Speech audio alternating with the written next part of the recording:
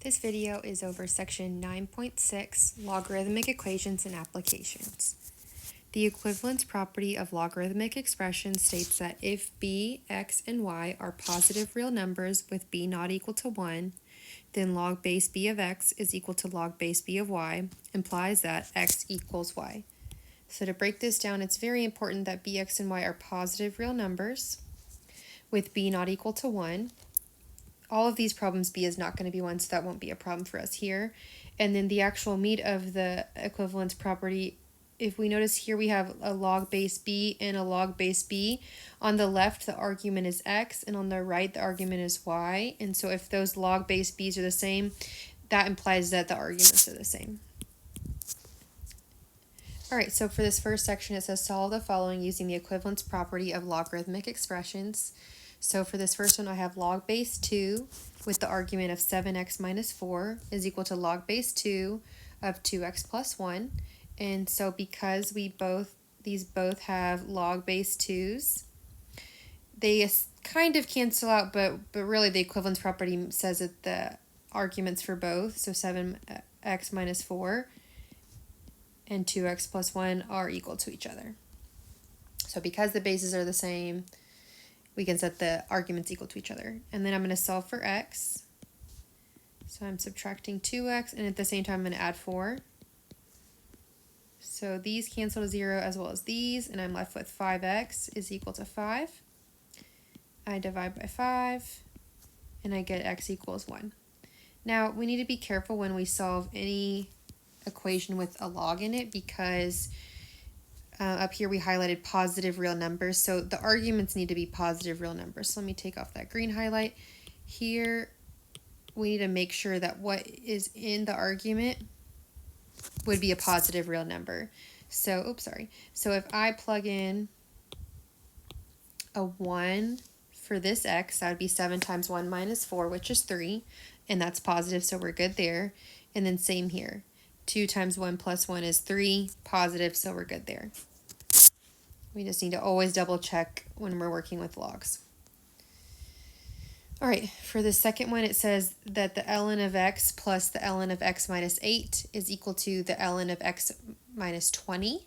So we do have the same arguments here, the same logs here, but I do need to have one log before I apply the property. So I need to combine these two on the left side.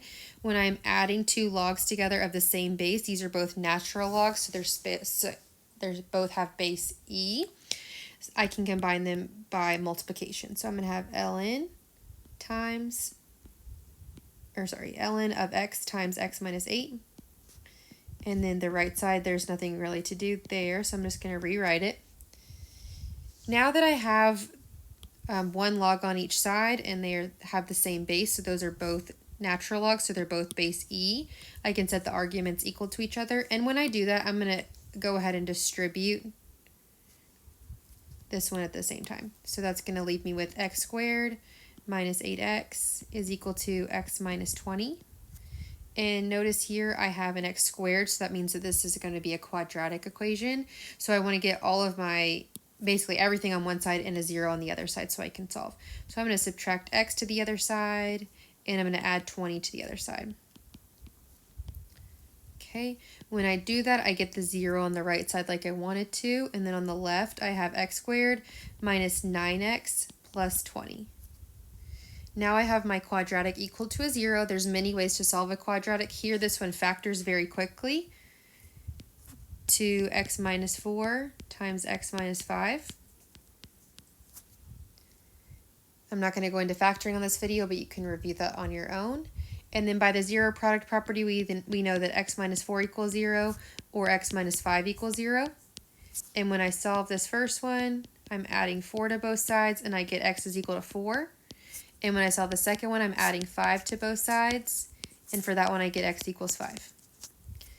We do need to check that these solutions are not extraneous, so we need to make sure that none of these arguments are negative when we plug in 4 or 5. So let's start with 4. If I plug in a 4 here, sorry, that's hard to see.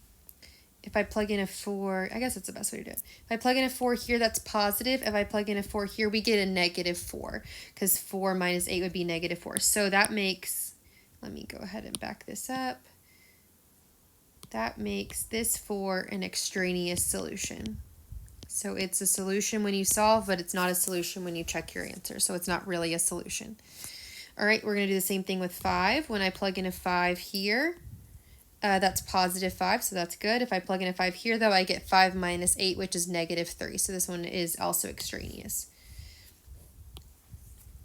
So let me write that out. Those are both extraneous solutions. So if you were to answer the question, solve for x, x has no real solution. So there's a lot going on there. Sorry, it's a tiny box. Okay, but the answer on this one is, oops, I made an arrow. The answer on this one is no real solution, because your arguments have to be positive, and 4 and 5 make our arguments negative. Okay, great. For this next section, it says solve the following using the exponential form. So here we're given the log form. So just as a recap, if I have log base b of y is equal to x, I can switch that to the exponential form, and the corresponding exponential form would be x to the b is equal to y. Okay, so we're given, and I'm going to put a box around this because we're going to need it throughout. Okay, for this first one, I'm given the log form. I need to switch it to the exponential form. So when I do that on this one, I'm going to have 4 to the negative 1 is equal to x. And technically x is solved, but let's make that 4 to the negative 1 a little bit prettier. And let's write it x is equal to 1/4. Now, we technically need to make sure that our arguments are positive, but here our argument is only x, because we're plugging in a 1/4 and it's positive, it's going to be positive. Okay. For this next one, we have ln of x is equal to 3.2. And we're going to do the same thing. I just want to make a note that, remember, ln has base e, which we talked about before, but just to bring it back. Remember that ln has base e, so because it has base e, the exponential form of this equation is e to the 3.2 is equal to x. And that would probably be fine if it was like a written test, but on the computer, I bet it's going to make you type that in your calculator. And for that one, you're going to get x is approximately 24.533. Great. Again, x is the argument, our x is positive, so we don't need to worry about extraneous solutions on this one. All right, the next one that we're looking at is log of 4x minus 4 is equal to 2. Again, let's remember that log has a base 10. So this is the common log, meaning there's nothing at the bottom of this log to say what base it is. So if there's no base there, we assume that it's base 10. Okay, so they give us log form. If we write this in exponential form, we're going to have 10 squared is equal to 4x minus 4. 10 squared is 100, so it's 100 equals 4x minus 4. When I solve this for x, I'm going to add 4. And I have 4x is equal to 104. I'm going to divide by 4. And I get x is equal to 26. Now I need to double check that this is not an extraneous solution. And when I do that, very quickly, I see if I plug in a 26, 26 times 4 is 104. Minus 4 is 100, so we'll be good either way. Okay, great. This one also has a base 10. And so if I rewrote log of t minus 18 equals 1.4 in exponential form, I'm going to have 10 to the 1.4 is equal to t minus 18. Before I use my calculator on this part, I'm going to go ahead and add 18 so I can do it all at once. And I get 10 to the 1.4 plus 18 is equal to t. And then I would type that into my calculator, and I would get t is approximately 43.119. Again, I want to double check that that doesn't make my argument negative. So if I plug in to the argument. 43 minus 18 is not negative, so that one is good. All right, the last row here, we have 2 minus log base 7 of x is equal to log base 7 of x minus 48. We have a log on both sides, but we also have this 2 out here, and so we want to get our log base 7s together so we can switch the form. So I'm going to add log base 7 of x to both sides. And when I do that, I'm left with 2 equals log base 7 of x minus 48 plus log base 7 of x. Before I switch forms, I want to combine my logs. So notice here I have log 7 and log 7, and I have a plus sign. And so the rule for adding logs together is that you can multiply the arguments together to combine them.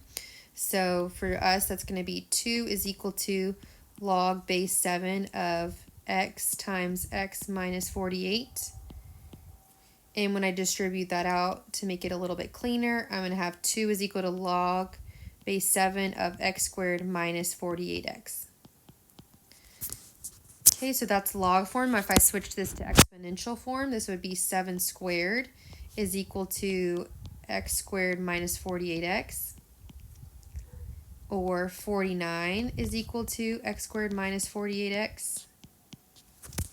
Now we see that we have a quadratic, so I need to get a 0 on one side, so I'm going to subtract 49. And I have 0 equals x squared minus 48x minus 49. Again, there's so many different ways to solve quadratics, but this one luckily factors very easily to x minus 49 times x plus 1. And when I use the zero product property, I get two solutions. I get x is equal to 49 and x is equal to -1. Because there's two solutions, I just need to double check that neither one gives an extraneous solution. So if I go back up to the top and I plug in a -1 into, oops, I don't know what just happened. If I plug in a -1 to that x, I'll automatically get a negative argument. And then same here, if I plug in a negative for this whole argument turns into -49. So that -1 is an extraneous solution. However, when I plug a 49 in here, that would be a positive 49. And if I plug a 49 into this argument, that would be a positive 1. So either way, 49 on both the logarithms gives a positive log. So we're good here.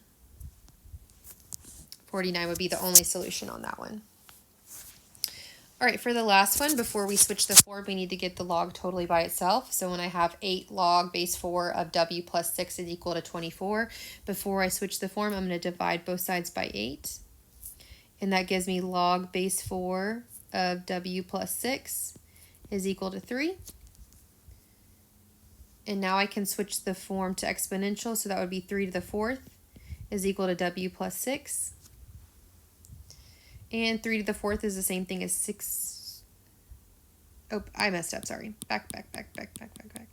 Here the base is 4. So this would be 4 to the 3rd is equal to w plus 6. And I was looking at my notes, that's how I got 64 is equal to w plus 6. If I subtract 6, I get 58 is equal to w. And I just need to double check that I won't get an extraneous solution here. And if I were to plug in 58, I'd have 58 plus 6, which is positive, so we would be good there. Okay, sorry for that error. Just going to highlight that so you see the first time I messed up. All right, for this application problem, it says a company spends X $100 on advertising campaign. The amount of money in sales S of X is $1,000 for the 4-month period after the advertising campaign can be modeled by, I'll highlight this. Let's use green. S of X is equal to 5 plus 7 ln of X plus 1. If the sales total $19,100, how much was spent on advertising? Round to the nearest dollar. So we have $19,000 would be S of X. because that would be, yeah, the amount of money in sales is S of x. So that would change our equation to 19,100 is equal to 5 plus 7 ln of x plus 1. However, if we go back and read, because it says in thousands, we need to change our 19,100 to 19.1. Okay, and then I'll solve this one for x. I'm going to subtract 5 on both sides. And I'm going to get 14.1 is equal to 7 ln of x plus 1. And when I divide 14.1 by 7, I'm going to get a crazy decimal. I'm going to write it all out. It's stored in my calculator, so I'll probably end up just using it for my calculator. But I'm going to have 2.014285714. Okay, and from here we can change the base to e to the 2.0142857 is equal to x plus 1. And so x, well, I'm going to write on the left just to keep it clean. X is equal to, I'm going to cheat and just duplicate this for myself. This huge e to the exponent minus 1. Okay, so I'm going to plug that in my calculator, and that's an approximation, and it says round to the nearest dollar. And remember right now, x is in $100. Okay, so whatever we get, we're going to have to consider that it's in $100. Okay, so if I have e to that big long decimal minus 1, that's approximately 6.495376163 in decimal forms. But if I was going to come back and actually answer the question with us, that's in hundreds. So if I multiply that by 100, and it says round to the nearest dollar, so this is in hundreds. If I were to round this to the nearest dollar, it would be $650.